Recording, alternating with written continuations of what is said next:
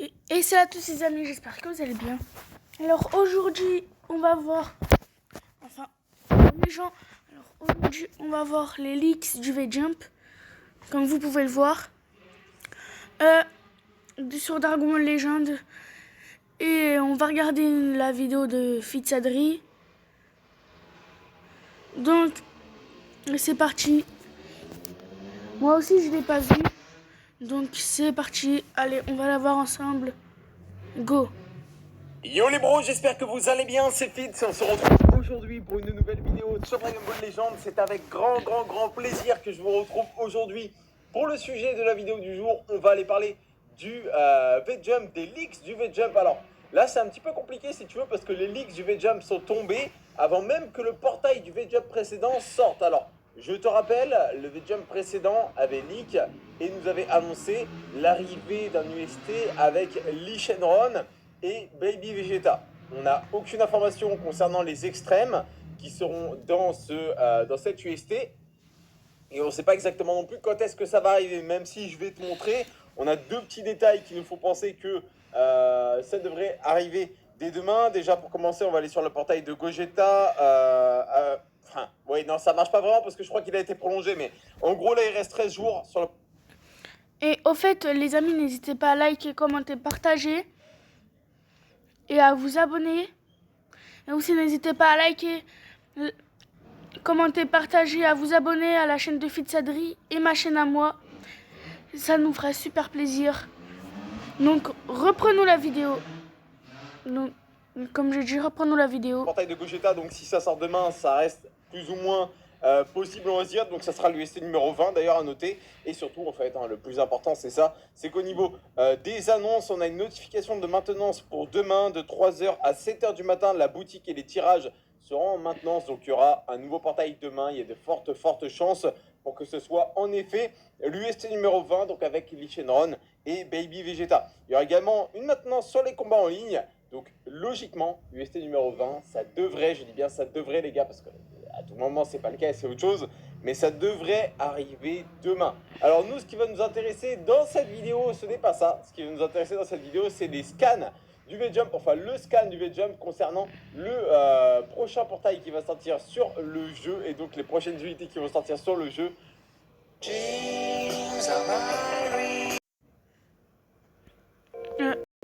Ils sont absolument magnifiques. Désolé pour les pubs, les amis. J'ai dû couper parce que voilà. Donc, reprenons. C'est parti. Et je suis ultra hypé. Bon, de toute façon, vous l'avez vu dans le titre et dans la miniature de la vidéo. Vous les avez vus. Je vous fais attendre un petit peu, mais vous les avez vus, bien entendu. Et je suis ultra hypé. Franchement, ça fait juste beaucoup trop plaisir de voir l'arrivée de deux unités qui ne sont pas des Super Saiyan God, qui ne sont pas des Super Saiyan Blue, qui ne sont pas la dernière forme ultime d'un méchant, qui sont deux unités relativement simples, mais qui ont un combat énorme dans Dragon Ball et dans Dragon Ball Z dans l'animé. On va bien entendu parler ici de Goku et de Piccolo, de l'arc Saiyan et plus précisément du combat contre Raditz. Ce sera logiquement l'UST numéro 21 du coup ici qui nous est annoncé, qui devrait sortir en mars du coup. Alors on peut tabler pour mi-mars a priori les gars, plus ou moins pour la sortie de ce portail là. Et bah je suis dégoûté, la vérité je suis dégoûté que ça soit pas le portail qui sorte là ce mois-ci, parce que j'aurais largement préféré. Alors même si Lee Shenron c'est pas mal, moi le truc qui me dérange c'est plus Baby Vegeta. Genre on a déjà Baby Vegeta dans le jeu, Super Baby 2, là tu nous mets un Baby inférieur. Bon voilà, je suis pas en mode ultra hypé forcément, mais faut voir ce que font les cartes après. Et puis il y aura des EX également dans le portail, je le rappelle.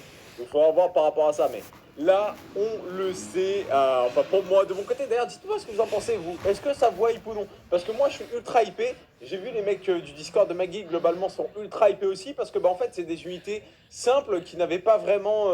Alors Piccolo aussi, il a quand même quelques cartes dans le jeu, mais bon voilà, c'est des cartes qui ont brillé il y a un moment, maintenant plus vraiment. Et surtout, bah, c'est des cartes qui pour moi méritent. Alors on va parler un petit peu de ces deux cartes, de ce qui risque d'arriver avec elles, puisqu'on a déjà quelques informations qui nous sont dévoilées sur le scan. Alors, il semblerait, je dis bien il semblerait, que Piccolo soit une unité de transformation. Hein. A priori, Piccolo devrait être une unité de transformation. Alors là, certains vont dire, non mais attends, mais qu'est-ce que ça veut dire Piccolo transformation? Qu'est-ce que tu me racontes?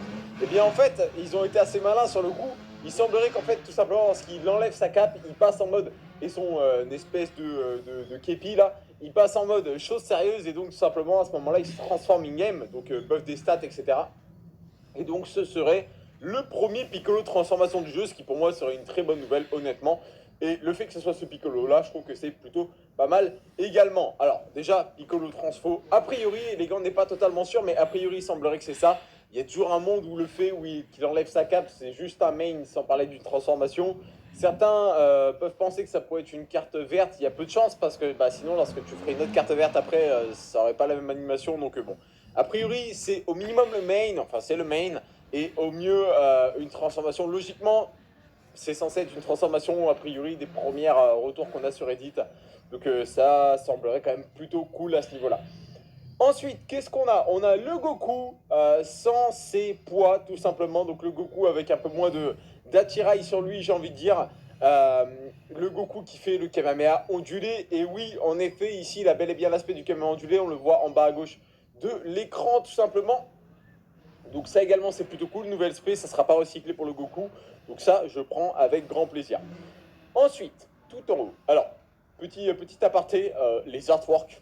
Les artworks ont l'air d'une beauté, encore une fois. Alors, j'ai vu que certains ont dit, voilà, attends, c'est quoi Goku? Il a des bras de ouf. C'est vrai qu'il a des gros bras, le Goku, là, honnêtement. Je trouve pas ça, genre, disproportionné, mais il a des gros bras. Clairement, c'est un petit peu comme le Goku Mammouth, en fait. Hein. Est-ce qu'on va pas avoir un nouveau Goku Elephanto Goku, peut-être, cette fois-ci, je ne sais pas, mais on verra bien. Mais c'est vrai qu'il a l'air assez balèze aussi, pour le coup.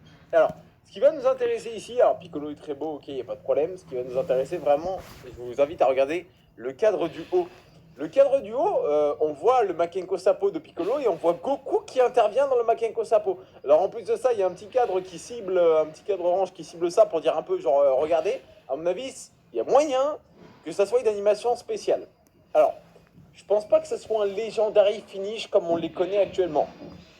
Mais il y a peut-être un monde où si tu fais le dernier kill de la team, entre guillemets, enfin le dernier kill, ou tout simplement de la team adverse avec Piccolo, avec un Makenko Sapo, peut-être que ça déclenche une animation spéciale avec Goku qui intervient. Alors peut-être que c'est si Goku fait partie des combattants de l'équipe, ou peut-être que ça même déclenche une animation spéciale, dans tous les cas, même si Goku n'en fait pas partie. Alors, si Goku doit faire partie des combattants de l'équipe, ça pourrait nous indiquer éventuellement une chose assez sympathique. Et d'ailleurs, je pense qu'on y aura le droit.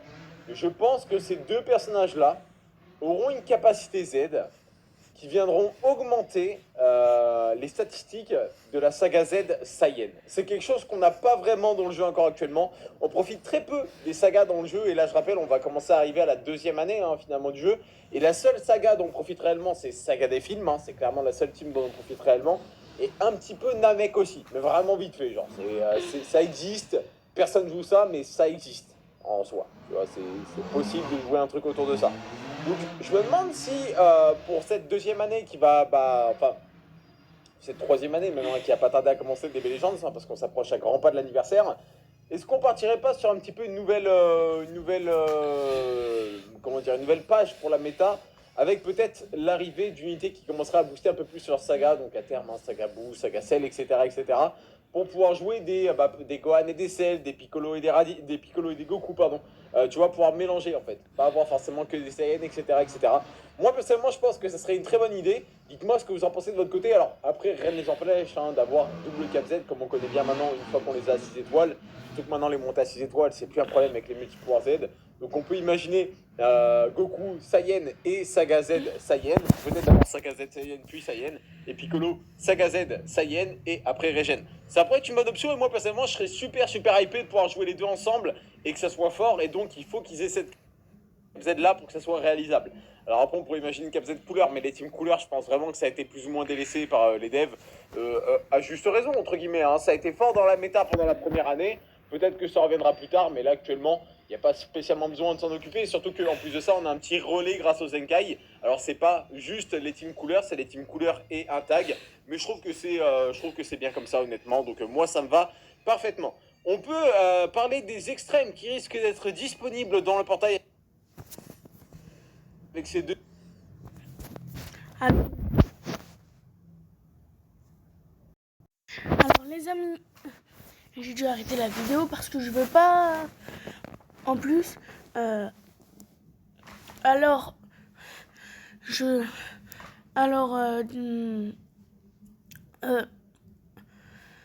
alors les leaks du V-Jump, je pense que, ils l'ont dit déjà, mais j'ai presque rien d'autre à dire. Mais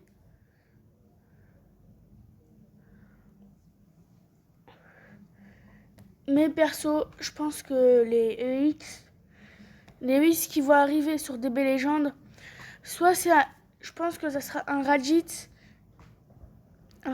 EX et un Gohan enfant, genre enfant, vraiment enfant.